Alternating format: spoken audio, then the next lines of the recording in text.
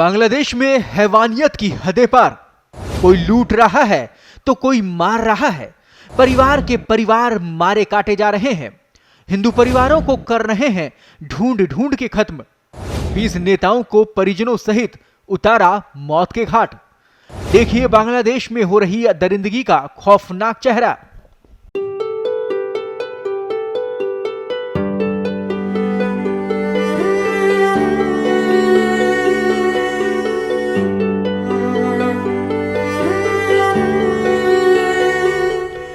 इन्हें इंसान समझने की भूल ना करें। इंसान के भेष में बांग्लादेश की सड़कों पर हैवान घूम रहे हैं।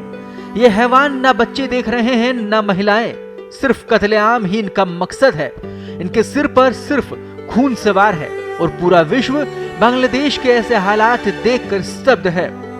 हिंसा की आग में झुलस रहे बांग्लादेश में बीते कई दिनों से लगातार चिंताजनक खबरें सामने आ रही हैं। छात्रों के विरोध से निकली चिंगारी से देश जल रहा है। इस बीच व्यापक पैमाने पर हिंसा अभी भी जारी है।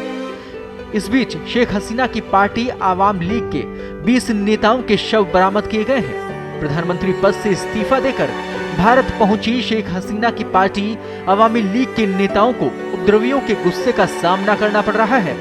अवामी लीग के 20 नेताओं के शव बरामद हुए हैं। इन नेताओं के परिवारों के सदस्यों के भी शव वहां मिले हैं।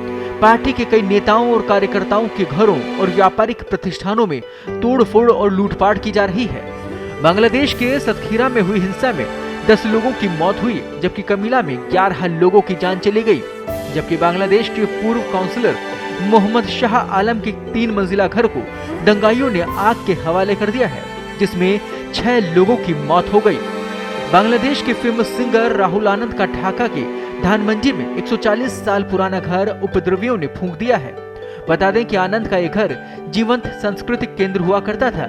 उपद्रवियों ने इसे जलाने से पहले घर में लूटपाट भी की। तख्तापलट और शेख हसीना के प्रधानमंत्री पद से इस्तीफा देकर देश छोड़कर भाग खड़े होने के बाद उनकी पूर्व कैबिनेट के मंत्रियों पर एक एक कर गाज गिरनी शुरू हो गई है। बांग्लादेश के पूर्व विदेश मंत्री हसन महमूद को ढाका एयरपोर्ट से हिरासत में ले लिया गया। वे भारत आने के लिए फ्लाइट लेने गए थे, तभी उन्हें हिरासत में ले लिया गया था। बांग्लादेश में तख्तापलट से पहले ही शेख हसीना की अवामी लीग पार्टी के कई शीर्ष नेताओं और पूर्व कैबिनेट मंत्री देश छोड़ चुके हैं। अवामी लीग के महासचिव और सड़क परिवहन मंत्री अब्दुल क्वादर रात को ही देश छोड़कर फरार हो गए थे। इसके साथ ही हसीना के इस्तीफे से पहले ही उनकी सरकार में मंत्री रहे अनिसुल हक देश छोड़कर किसी अज्ञात स्थान पर चले गए थे। बांग्लादेश में तख्तापलट के बाद से बड़े पैमाने पर हिंसा जारी है। इस बीच देश के 27 जिलों में हिंदुओं पर हमले की खबरें हैं। कहा जा रहा है कि बड़े पैमाने पर मंदिरों को भी निशाना बनाया जा रहा है। बांग्लादेश के जमात इस्लामी ने यह स्वीकार किया है कि बांग्लादेश में शेख हसीना के इस्तीफे के बाद अल्पसंख्यकों को निशाना बनाया जा रहा है। उन्होंने ये भी स्वीकार किया कि हिंदू मंदिरों को भी निशाना बनाया जा रहा है। इंसानियत को शर्मसार कर रहे बांग्लादेश के हालात पूरे विश्व के लिए चिंताजनक है। पूर्व पीएम शेख हसीना की लापरवाही कहें या अनदेखी, जिसकी आग में आज बांग्लादेश जल रहा है।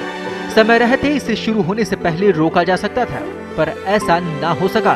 उम्मीद करते हैं अब इस नरसंहार पर रोक लगे, लेकिन हालात सुधारेगा कौन, ये भी बड़ा सवाल है। भारत सरकार इस मामले में कोई बड़ा कदम उठाएगी, ये भी बड़ा सवाल है। इंसानियत के लिए ही सही, पर सब कंट्रोल होना बेहद जरूरी है। आखिर किसी को तो स्टैंड लेना ही होगा। उम्मीद है बांग्लादेश में भड़की आग जल्द शांत होगी। पत्रिका के लिए कृपाशंकर शर्मा की रिपोर्ट।